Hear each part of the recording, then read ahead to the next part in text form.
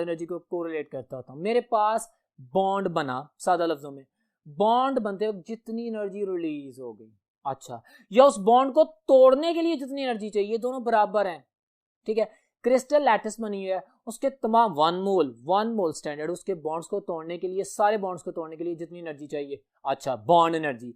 और वो जब बॉन्ड बने थे गैसियस आयन से तो उतनी अमाउंट में एनर्जी रिलीज हुई थी, that is called as lattice energy. तो ये दोनों साथ साथ चलती हैं। इसको भी मैंने एक स्लाइड से एलैबोरेट किया, आप सामने देख सकते हैं। Very informative slide bond energy की, जो कि आपके सामने प्रेजेंट की गई है। आप देखें बॉन्ड एनर्जी, इसमें सबसे पहले मैंने डिफाइन किया, आप डेफिनेशन देख सकते हैं जो मैंने बोला। The bond energy is the average amount of energy required to break all the bonds present in 1 mole of the under observation material, ठीक है। ऑल द बॉन्ड्स, सारे बॉन्ड टूटे, जितने बॉन्ड को तोड़ने के लिए एनर्जी चाहिए, बॉन्ड एनर्जी है।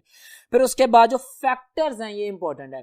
इन 3-4 फैक्टर्स के ऊपर एमसीक्यूज पूछे जाते हैं, इनको मैं डिटेल में डिस्कस कर रहा हूं। आपके सामने स्लाइड है।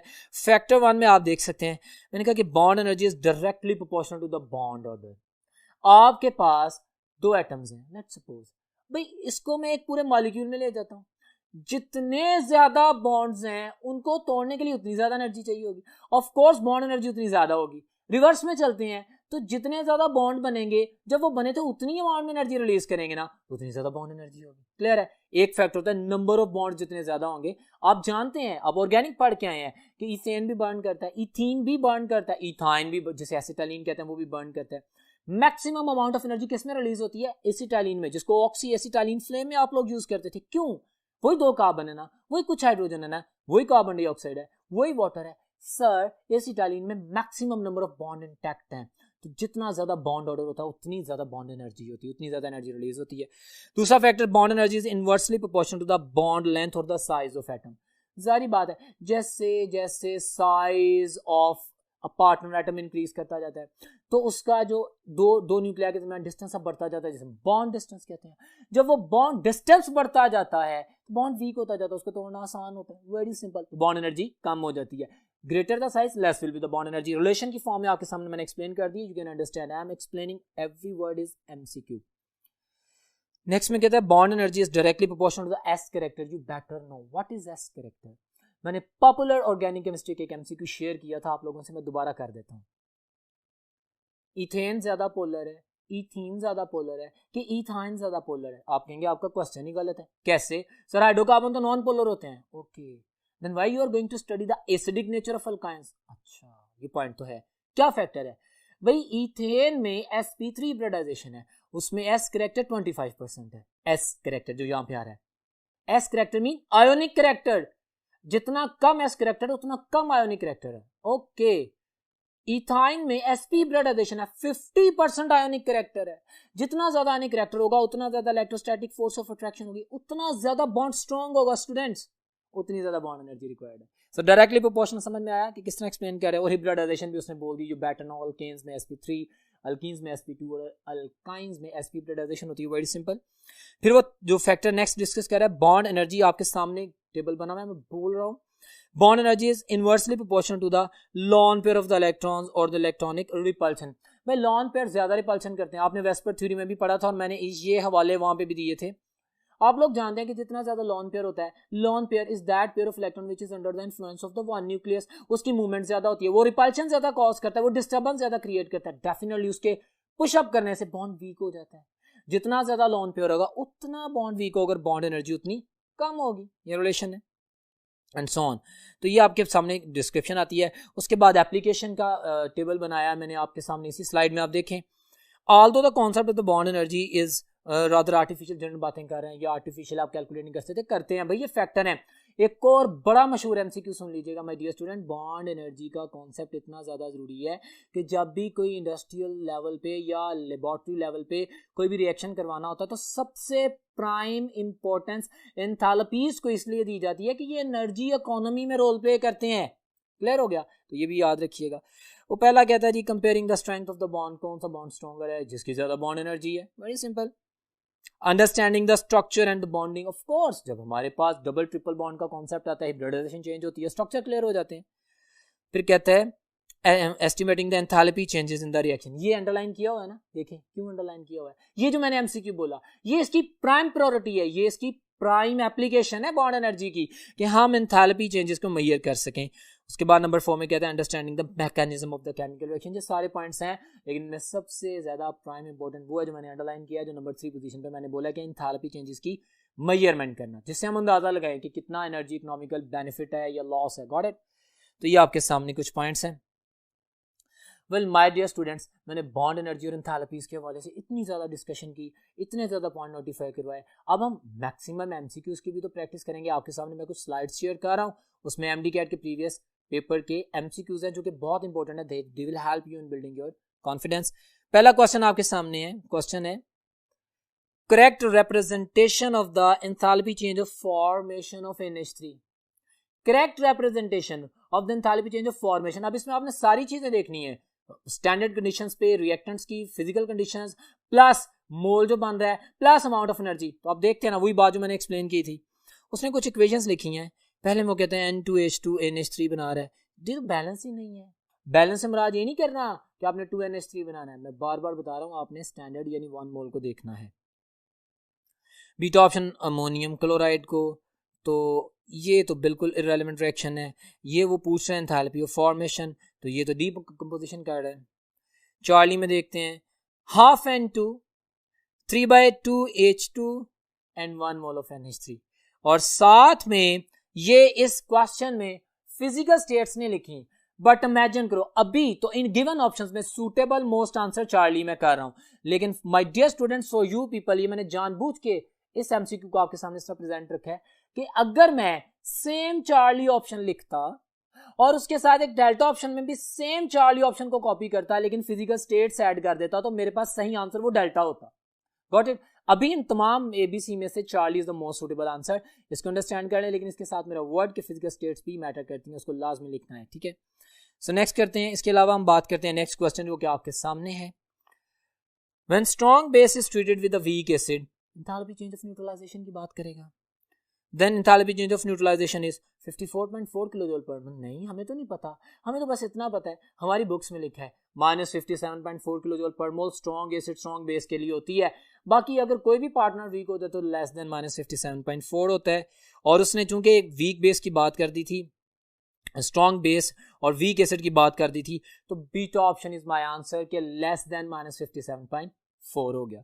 ठीक है, एक और क्वेश्चन है आपके सामने माय डियर स्टूडेंट्स, जिसमें मैंने स्पेसिफिकली इसके करेक्ट ऑप्शन में तमाम इंफॉर्मेशन भी लिखी है जो कि बहुत यूजफुल है। वो तमाम वर्ड जो मैंने बोले वो आपने नोटिफाई भी किया, मजीद कॉपी कर लीजिएगा। क्वेश्चन है enthalpy is the total energy, the total heat content, जिसको मैं डिफाइन कर चुका हूं, ठीक है, of the material that reacts. ठीक है, all of the following statements are correct about except, वो कहता है कि तमाम स्टेटमेंट्स करेक्ट हैं सिवाय किसके? कहते हैं ऑप्शन ए में कहते हैं enthalpy of a system can not be measured but delta H can be measured. ठीक है, खाली H नहीं मेजर हो सकता, डेल्टा H मेजर होता है। मैंने मैक्रोस्कोपिक प्रॉपर्टीज में ये तो एक्सप्लेन किया था, बिल्कुल सही कह रहा है। बीटा ऑप्शन में कहता है the symbol delta is often used to measure change in quantity. ठीक है, सारी बात है, हमारे पास चेंज होता है। The unit of delta H is kilojoules per mole. Yes, very simple. And delta H is equal to H reactant minus H product. My dear students, मैंने आपको कहा था delta change final minus initial होता है, product minus reactant होता है। सो भाई ये आपके पास जो डेल्टा ऑप्शन है ये गलत है। बाकी उसकी एक्सप्लेनेशन में बता दी, enthalpy is a state function, it is an extensive property. भाई क्या होती है एक्सटेंसिव प्रॉपर्टी? वो property that depends upon the amount of the material, जो कि कोलिगेटिव या कॉन्स्टिट्यूटिव होती हैं, जो कि अमाउंट पे डिपेंड करती हैं, तो they are called as the extensive properties. तो ये भी एक इन्फॉर्मेशन आपसे शेयर कर दी है। बाकी एब्सोल्यूट इसकी डिटेल आपकी सारी मैंने लिख दी है, वेरी सिंपल, वही बातें हैं हमारे पास, रिएक्टेंट और प्रोडक्ट का सिनेरियो, एक्सो एंडोथर्मिक की एक्स्ट्रा केमिस्ट्री है, but answer is very simple and justifiable कि भाई प्रोडक्ट माइनस रिएक्टेंट करेंगे तो आंसर आएगा। एक और क्वेश्चन आपके सामने एमडी कैट का, the very important question, Which of the following is a mathematical expression of the first law of thermodynamics? बताएं जी, कौन सा फर्स्ट लॉ ऑफ थर्मोडायनामिक्स का मैथमेटिकल एक्सप्रेशन है? हम कहते हैं heat supplied Q to the system that is equal to the delta E plus work done या माइनस प्लस माइनस जो है ना work done by the system. अब normally work done by the system chemistry में negative होता है, अभी भी इसकी तरफ आते हैं, और जब उसको दूसरी साइड पे लेके जाएंगे तो फिर मेरे पास चार्ली ऑप्शन जो कि बेस्ट ऑप्शन है वो सामने बनती है। वेल डियर स्टूडेंट्स, की बात करते हैं, लेकिन उससे पहले हम फर्स्ट लॉ ऑफ थर्मोडायनामिक्स को भी डिटेल में पढ़ते हैं। See on the board, what is first law of thermodynamics? The total energy of the system and the surrounding remains constant। ये मैंने एक डेफिनेशन लिखी है। मैंने जब एक्सप्रेशन जो लिख देना था कि heat supply to the system is used to increase the internal energy of the system plus और minus work done by the system, या plus work done by the system, जिसमें माइनस हम बोलेंगे। Work done by the system is negative W, work done on the system is positive W। अब सुने, मैं ये definition बोल सकता था, लेकिन ये डेफिनेशन मैंने लिखी। इसके अलावा एक और डेफिनेशन मैं फर्स्ट लॉ ऑफ थर्मोडायनामिक्स की बोलता हूँ, energy content of the universe remains same. हाँ, ये भी फर्स्ट लॉ ऑफ थर्मोडायनामिक्स है। ये law of conservation of energy भी फर्स्ट लॉ ऑफ थर्मोडायनामिक्स है। Energy can not be created, neither be created not be destroyed, but can be converted into one to another form. सारी first law of thermodynamics की examples हैं। अब अगर simple as a simple student बात करते हैं तो heat supply to the system increases the internal energy of the system plus the work done by the system या ऑन द सिस्टम। ये टोटल रिलेशंस हैं। अब इसमें भी बड़े इंटरेस्टिंग कॉन्सेप्ट्स हैं। पूरी डेरिवेशन नहीं दे रहा, लेकिन एंट्रेंस टेस्ट के वाले से बात करूंगा, पॉइंट आउट करें। कांस्टेंट वॉल्यूम पे बात करते हैं। कांस्टेंट वॉल्यूम का मतलब है delta V is 0, no change in volume, fixed piston. अच्छा, तो जितनी हीट सप्लाई करेंगे कांस्टेंट वॉल्यूम पे, हमारे पास वो सारे की सारी इंटरनल एनर्जी को इंक्रीज करेगी ना। क्यों? क्योंकि आपके पास डेल्टा V का फैक्टर तो 0 हो गया, तो ये 0 हो जाएगा। तो यहाँ पे आप ये देखेंगे, MCQ में पूछा जाता है कि when heat supplied at the constant volume और विद द फिक्स्ड पिस्टन, तो जितनी हीट सप्लाई करते हैं that increase the internal energy of the system. अच्छा, तो कांस्टेंट प्रेशर पे क्या होता है भाई? जब हम कांस्टेंट प्रेशर पे हीट अप्लाई करते हैं तो डेफिनेटली मॉलिक्यूल्स की इंटरनल एनर्जी इंक्रीज होती है, और डेफिनेटली कुछ वर्क डन भी होता है। Work done, pressure volume work है ना, हम केमिस्ट्री में प्रेशर वॉल्यूम वर्क पढ़ते हैं, क्योंकि पिस्टन में हमने प्रेशर एक्सपेंड किया है और उससे वॉल्यूम चेंज हुआ है। हमने जो फिजिक्स में फोर्स है और जो डिस्टेंस है उसको कन्वर्ट किया हुआ है इसमें। Got it? अब देखें, दोनों काम हुए हैं, तो हमारे पास इसको बोलते हैं enthalpy change, delta H, frankly speaking. तो कांस्टेंट प्रेशर के ऊपर जो हीट सप्लाई की जाती है that also increasing the internal energy plus the work done. ठीक है, तो इन दोनों की वजह से जो टोटल हीट कंटेंट है वो चेंज होते हैं, उसको हम बोलते हैं एंथैल्पी। तो QP is equal to the of course delta H, ये याद रखना है, QV is equal to delta E। अब ये बड़े इंपॉर्टेंट MCQs है जो मैं एक्सप्लेन कर रहा हूं।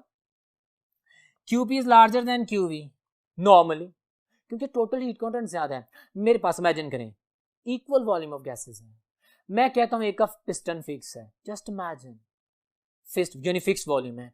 मैं कहता हूं भाई, और एक का मूवेबल पिस्टन है जिसमें वर्क डन की पॉसिबिलिटी है। मैं कहता हूं कि एक इतनी हीट सप्लाई करो कांस्टेंट वॉल्यूम और कांस्टेंट प्रेशर पे, इन दोनों सिस्टम्स में equal number of particles, equal number of the gas है, लेकिन एक में वॉल्यूम फिक्स है, एक में नहीं है।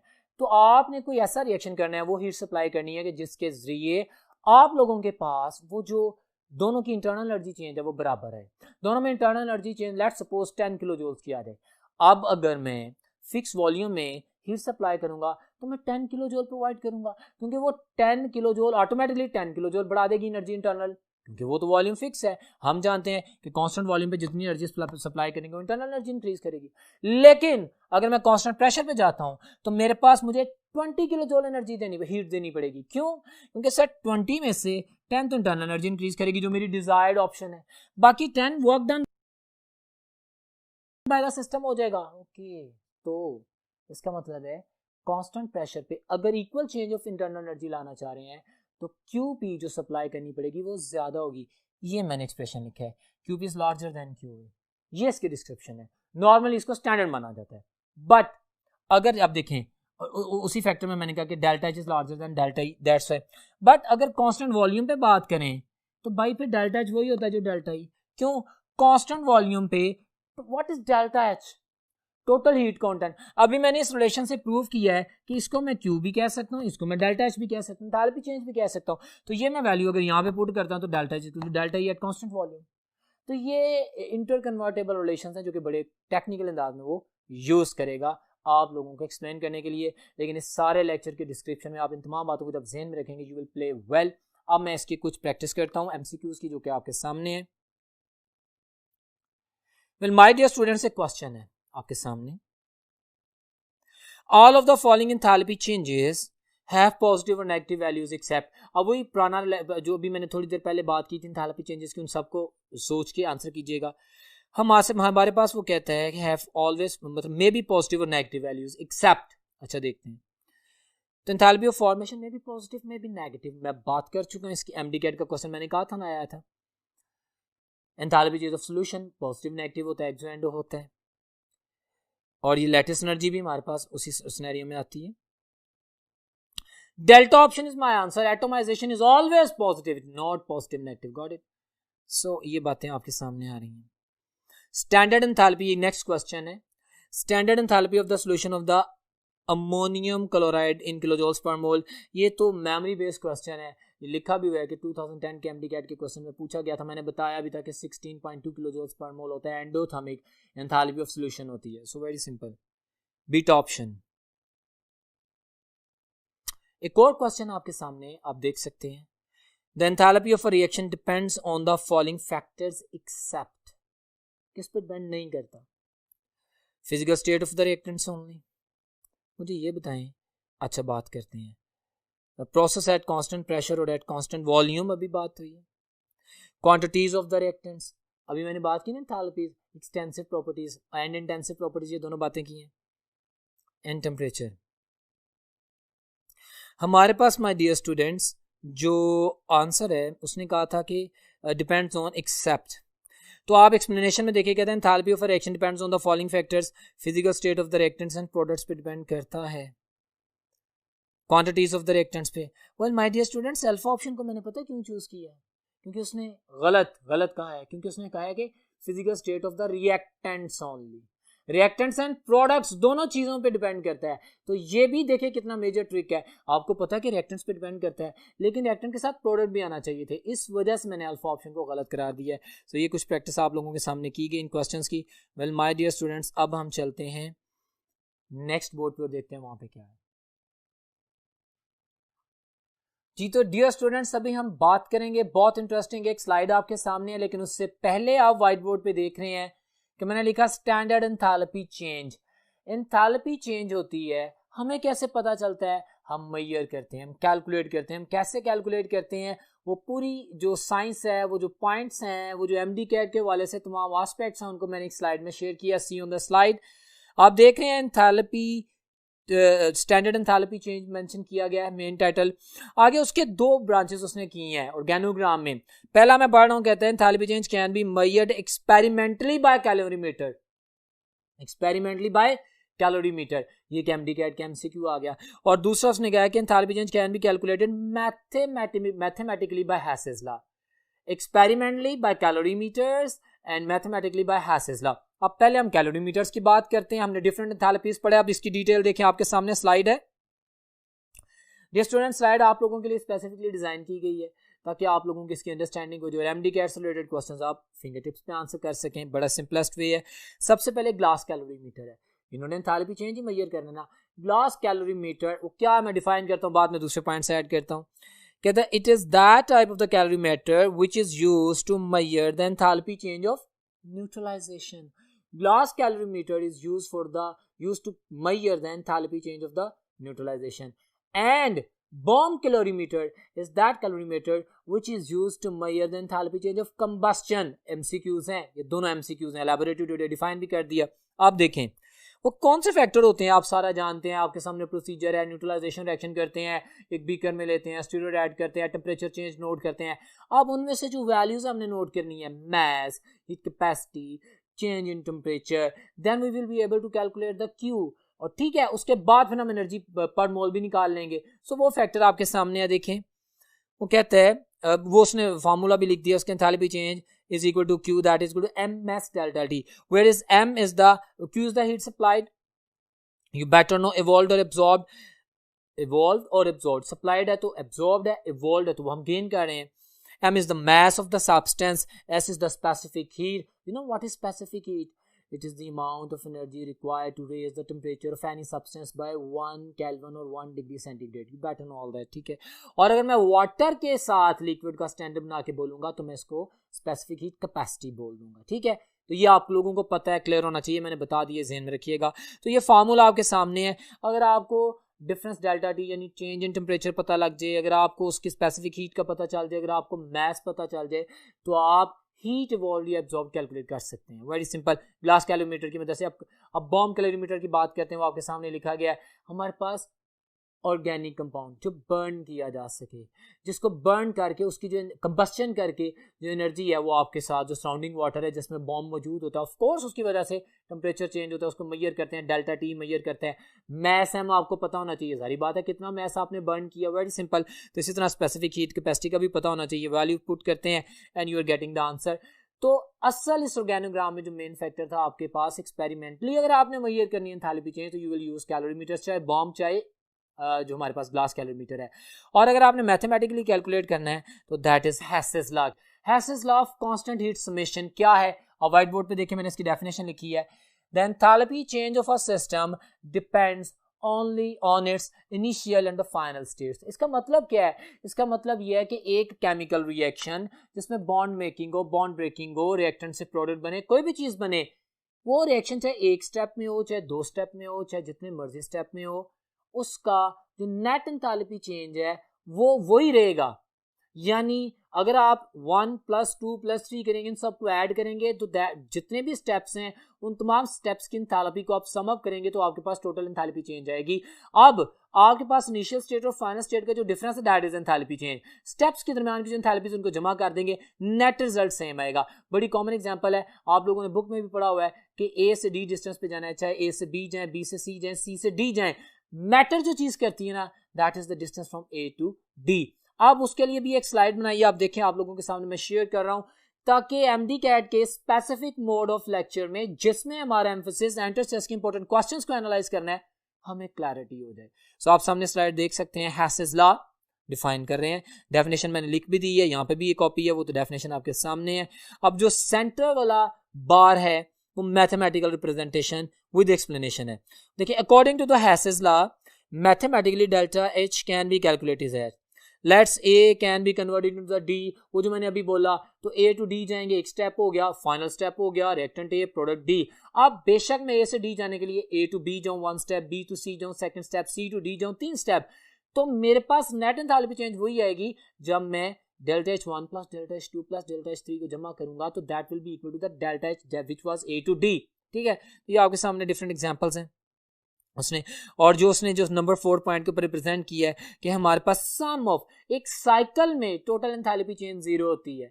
हेसेस लॉ क्या यही कहता है ना, basically this is also an example of the law of conservation of energy. You can say cycle के अंदर no net change in enthalpy, got it, whether you are moving from this side or from that side, कोई फर्क नहीं पड़ता, क्योंकि एक point से दूसरे पॉइंट तक एक साइकिल में जो नेट एनर्जी चेंज होनी है वो नेट दोनों टर्मिनल से मूव करके वही रिजल्ट आएगा, कोई फर्क नहीं आएगा। बड़ी सिंपल, बड़ी क्लियर बात है। लेकिन एंट्रेंस टेस्ट के हवाले से जो पॉइंट्स लिखे हैं ना, ये आपके सामने काम आएंगे कि हमारे पास ये जैसे नंबर 3 पे मैंने लिखा delta H equal to delta H 1 + 2 + 3, ये आपके सामने आ जाएगा। अच्छा, यहाँ पे एक बात ज़हन में याद रखिएगा, delta H equal to delta H 1 + delta H 2 + delta H 3, खाली H1 खाली H2 H3 ना कीजिएगा। एमडी कैट में क्वेश्चन आया हुआ था which one of the following representation is wrong, तो उसने इंटरनल एनर्जी, एंथैल्पी, एंट्रोपी इनके साथ इसी तरह रिप्रेजेंटेशन की थी। हर जो स्टेट फंक्शन है उसके साथ डेल्टा लगाया था, क्योंकि हम जानते हैं कि इनिशियल एंड फाइनल स्टेट का डिफरेंस हम मेजर कर सकते हैं, हम खाली तो नहीं मेजर कर सकते, लेकिन एक यूनिट में उसने डेल्टा नहीं लगाया था, सिंपल E1 + E2 + E3। तो ये मेरी रॉन्ग नोटेशन या रॉन्ग सिंबल या रॉन्ग रिप्रेजेंटेशन थी। एमडी कैट हमने कोई एक चीज भी ऐसी नहीं छोड़नी जिसमें क्लैरिटी ना हो। So be very much confident about. जो नंबर 3 बार आप देख रहे हैं स्लाइड में, Hess's law can be applied for 1 step reaction और मोर देन 1 स्टेप रिएक्शन, सारी बात है। It can be use for the measurement of, सारी बात है, अगर आपको 4 स्टेप में रिएक्शन हो रहा है, कोई से 3 स्टेप बता दिए जाए तो नंबर 4 आप आसानी से कैलकुलेट कर सकते हैं। यस, वही बात कर रहे हैं, हीट ऑफ कंबस्शन हो, हीट ऑफ फॉर्मेशन हो, हमारे पास indirect measurement of the enthalpy change हो, या लैटिस एनर्जी भी हो, वो हम फाइंड आउट करेंगे। लेकिन लैटिस एनर्जी जो कि आयनिक कंपाउंड से एसोसिएटेड है, जो कि आयनिक क्रिस्टल लैटिस की बात करती है, वो सेम हेसेस लॉ है, लेकिन उसका हमने एक दूसरा नाम रखा हुआ है जिसे बॉर्न हैबर्ट साइकिल कहते हैं। तो उसके बारे में भी बात करते हैं, जिसकी हमने बात स्टार्ट में करनी थी। लेकिन उससे पहले हेसिस लॉ को जस्टिफाई करने के लिए छोटा सा एमसीक्यू आपके सामने स्लाइड में मौजूद है। आप देख सकते हैं, क्वेश्चन है, by applying the Hess's law calculate the enthalpy change for the formation of an aqueous solution of ammonium chloride from ammonium gas and HCl gas. The result for the various fraction and pressure are as follow. ये MD CAT का popular question है जो कि आपके सामने place किया गया, निहायत सिंपल। उसने आपके सामने 3 रिएक्शंस दे दी हैं, गॉट इट। और वो कहता है कि NH3 और HCl जब मिलते हैं तो क्या रिएक्शन होता है। अब वो पहला रिएक्शन बता रहा है, NH3 एक्वस है, उसमें कितनी एनर्जी रिलीज हुई, उसने एंथैल्पी बता दी। फिर HCl जब एक्वस में आया तो उसमें कितनी एनर्जी रिलीज हुई, delta H1 plus delta H2, 2 आ गई।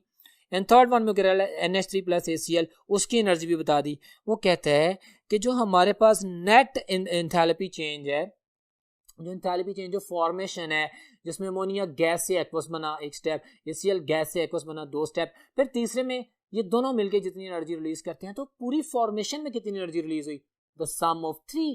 तो वो आप सामने देख सकते हैं, इनको सम अप किया और हमारे पास जो आंसर आता है that is option A. Well my dear students, ये हेसिस लॉ की एक प्रैक्टिकल एग्जांपल थी। अब हम बात करते हैं लैटिस एनर्जी की। लैटिस एनर्जी आप लोग जानते हैं, it is amount of energy. ये देखिए मैंने एक टेबल बनाया है, मैं वर्ड टू वर्ड रिपीट कर रहा हूं आप लोगों के सामने। एक और स्लाइड है लैटिस एनर्जी की, जरा गौर से देखें।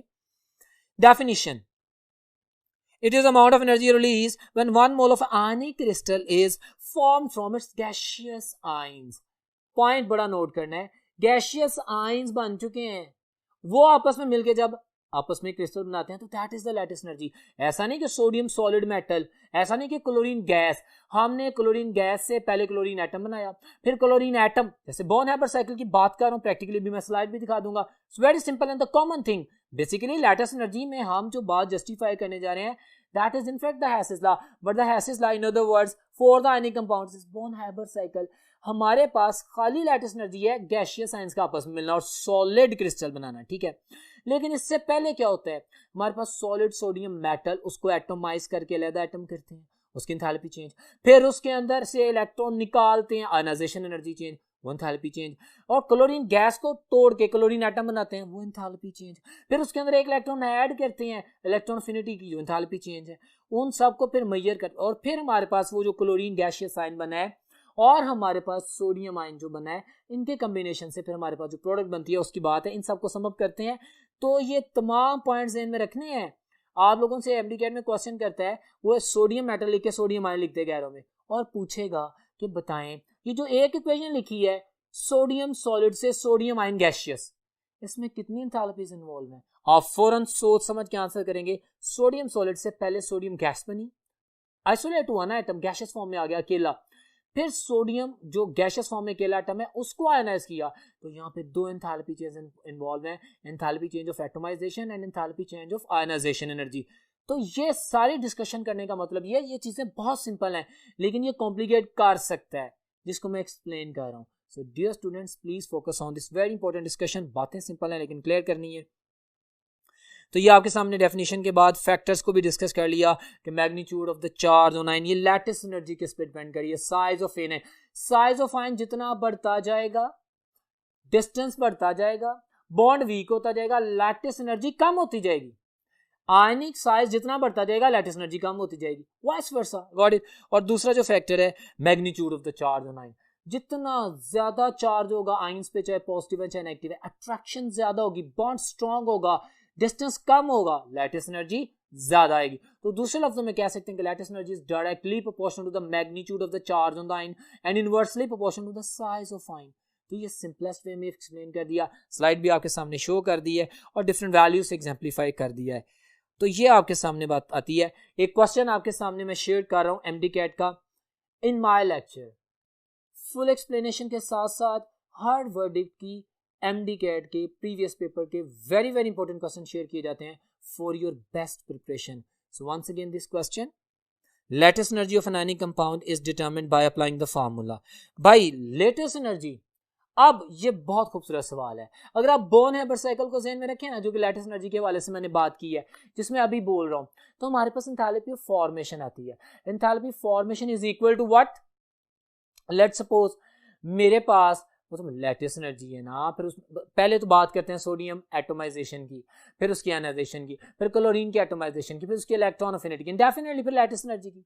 अब हमारे पास एंथैल्पी चेंज ऑफ फॉर्मेशन आती है एक रिएक्शन की। फॉर्मेशन में ये सारे इंग्रेडिएंट शामिल है। अब ये जो क्वेश्चन मैंने आप लोगों के सामने रखा है इसमें वो पूछना पता क्या चाह रहा है, जनरल रिप्रेजेंटेशन। इसमें एक वर्ड यूज कर रहा है, नोटेशन यूज कर रहा है डेल्टा एच एक्स।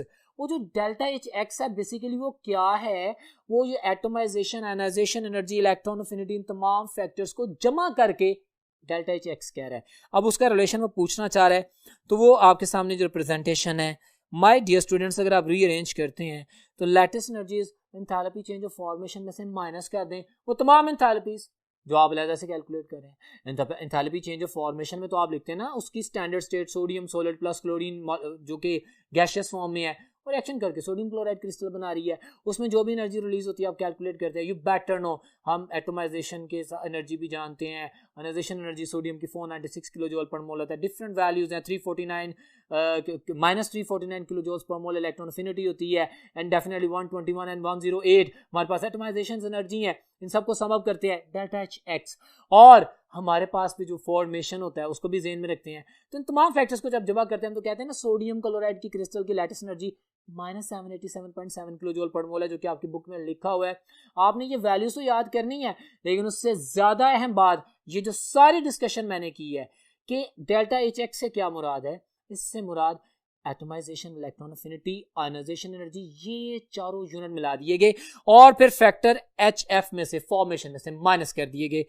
तो आपके पास जो आंसर आता है that is alpha option. My dear students, that was in fact all about the Born-Haber cycle. अब हम एक और क्वेश्चन आपके सामने रख रहे हैं for the confirmation and review of our concept. Question है lattice energy is very useful in discussing the number 1 structure of the ionic compound. अच्छा, number 2 properties of the ionic compound. Okay, statements दे रहा है, देखते हैं। Number 3 में कहता है strength of the bonding of the ionic compound. MD CAT का बड़ा अहम सवाल था। अब इन तीनों स्टेटमेंट्स के बाद वो क्वेश्चन क्या करता है, वो कहता है कि which of the following is correct statement